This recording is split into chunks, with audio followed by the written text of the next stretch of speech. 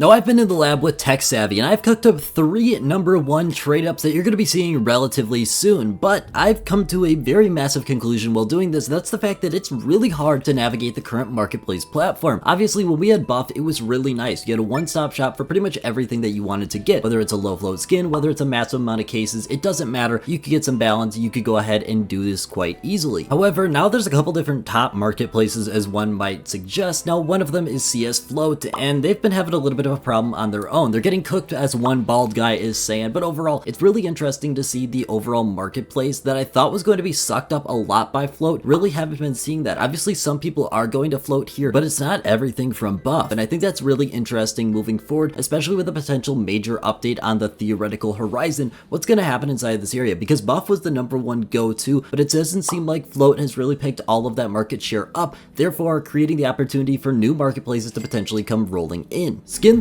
is today's sponsor, and they're giving you a $10 bonus with code MasterShiny just to try them out. They're my go-to selling spot with the highest rate for sellers, and it's super easy to use. They're going to be currently the best option, paying over 100% when you use that $10 bonus. They're super trusted when it comes to transactions, and it took me just about 2 minutes for me to get my over $200 from this Emerald Jormungandr. They've got tons of different payout options, and they're also going to be having a super low fee buyers marketplace. It's super easy, tons of deals cheaper than Steam, and tons of different deposit options. This deal won't last forever. Make sure you check them out today with that top link in the description. Now talking about some pretty interesting pro news, if you want to look right here, Astralis has officially moved on from Bro without even a post mentioning him, and they have gotten Cadian. Now this is a very interesting development because if you know, Cadian is definitely an interesting pickup for this Astralis lineup, but Astralis overall has just been dropping the ball. Obviously we remember their deal with a gambling site that lasted less than 24 hours. This post right here, which is literally the most horrid thing I have ever read in my entire life, absolutely abysmal. It's definitely an interesting thing to see what's going on with this team. They've definitely been on a downhill spree since they had their major run. And keeping on that theme of talking about the professional aspect, we've got some really important dates that we're going to be breaking down. The first one is going to be coming up here very soon. We've got October 7th. It's going to be IEM Rio 2024. This is not a really big thing, but it's definitely something that's around the corner. It's interesting enough. You should check it out. Once again, we're about to enter into the Blast Premier Final, which if you're not interested, it's very understandable. These are not major events, but it's a good area for you to get a quick glance at some of these top teams. Moving on though, when we hit November, that's where everything starts to actually get really important. We've got everything for the Shanghai Major. These are going to be your Asia, your Europe, and your American qualifiers. These are directly determining the teams that are going to be making the Shanghai Major, and this is where a lot of money can be made for you if you're looking at some of those past sticker investments. We'll circle back to that in just a minute, but it's really important that you're checking these out. A lot of teams are going to be entering into these, but we're going to be seeing specifically before the actual major starts who is going to be making the major, and there's a lot of money on the table here. This is something I would highly encourage you to check out, but we're still about a month and a half away. Now talking about important dates for operation and case investing is definitely not as easy as major investing because we don't have anything set in stone. One great place to start is going to be the spreadsheet by ALCS. All you have to do is type in this URL right here. You're going to be taken over to this website and you're clicking on this one right here. You get taken to this page right here. Now the most important thing is going to be going to file and make a copy. That's because he's hidden a lot of these things. I don't really know why, but that's where all the useful information is going to be. You're going to be able to see graphs like this, graphs like this. A lot of the resources I use do come from this website because there's a lot of good information. It's very updated. I just don't know why he's hidden away some of these things, but it's a great place to start. Now talking about an operation, one thing that I think a lot of people are ruling out is the fact that there's going to be no operation because we've got the Shanghai Major rolling up. Obviously, if we want to look at what happened with Riptide, it was released just about a month before we actually saw everything for Stockholm, and that was the first major back. I want to reiterate how important this major was for CSGO at the time. Therefore, I don't think it's out of the question that Valve is going to go ahead and release an operation, but I don't think it's necessarily a guarantee. Obviously, we'd love to see it as a player base. Don't think it's the most likely thing to happen, but it's definitely not off the table if what we saw with Riptide is true. This is going to be the biggest CS2 major yet, and obviously the game is definitely not struggling, but it could be doing much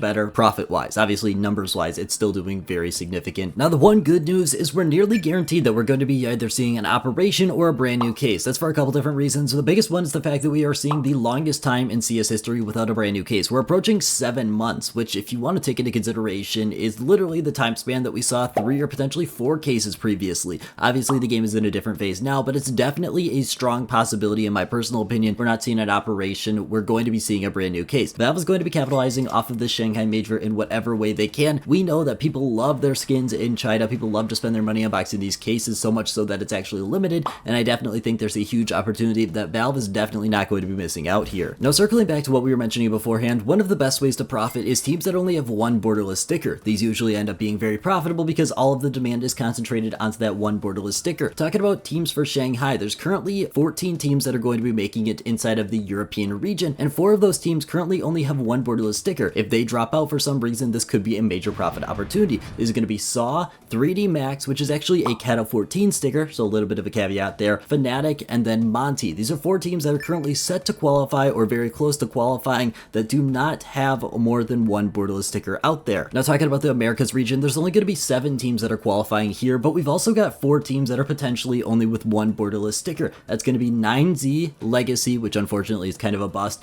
Fluxo, and Sharks. There's a lot of potential inside of this area, once again, that I would love to see the potential if one of these teams does not make it. Finally, then, looking at our Asia, there's only going to be 3 teams that are making it from this region, and the only one we're really watching at this point is Lin Vision. Obviously, being from Copenhagen, it is the most recent major, but a lot of people have been looking at Lin Vision beforehand, and I don't think that's going to be changing here. It's a very big name that everyone is looking at to see if they're going to qualify. Now, when we're talking about agents inside of the investing sphere, there's a very important differential we have to make, and this is going to be Shattered Web agents versus Broken Fang and Riptide agents. Now, Broken Fang and Riptide agents tend to be significantly more profitable for a couple different reasons, but it really comes down to the supply. Whereas Shattered Web, everyone got this operation agent. Inside of Broken Fang and Riptide, you had to specifically choose this agent, leading to significantly less agents coming into the game. Obviously, with Shattered Web, every time you bought 100 stars, you were adding another agent. Now, this has statistically led to Broken Fang and Riptide agents becoming a lot more easy to see massive increases in price. Theoretically, there's got a lot lower supply, and therefore it makes it a lot easier to go up. However, one thing we've been seeing inside of the past month, and especially inside of the past 3 months, is going to be the explosion of Shattered Web agents. We're looking at absolutely massive increases all across the board for nearly every Shattered Web agent, which is absolutely insane considering the fact is the only way they're correlated is the fact that they're coming from Shattered Web. Now, this is most likely due to the fact that these are some of the cheapest agents on the market, and right now the agent market is definitely something a lot of people are looking at. They're banking on the fact that we're not going to be seeing any operation anytime soon, and therefore agents are probably going to be keeping up on this increasing trajectory. Overall, there's not really much you can do at this point other than just watch or potentially buy in if that's what you really wanted to do, but it's very interesting to see how overall even non-operation can have a major impact on the market. Another item that's been really interesting in its overall movement is going to be the sticker capsule 2. Now, this is something I've mentioned as the indicator in the past. I actually mentioned it a couple videos ago, but I want to show you just how crazy this graph is. We have never seen any item like this because of this specific situation where it's going up for a little bit, then it's dropping back down for a couple days, back up, back down, back up, and now it's coming back down. This is absolutely crazy, and I don't know specifically what's going on inside of this area. I'm making profit off of it every time because I'm selling at the peaks and rebuying at the bottom, but just be careful with the strategy as you might get burned. Now, what I'm doing right now, I'm just overall observing the market. I think there's a lot of things that people are really waiting for them to come out, and when they do, the market's going to be going absolutely crazy. Right now is the downturn. Play it smart. That's all I got. Thank you so much for watching. Have a great rest of your day.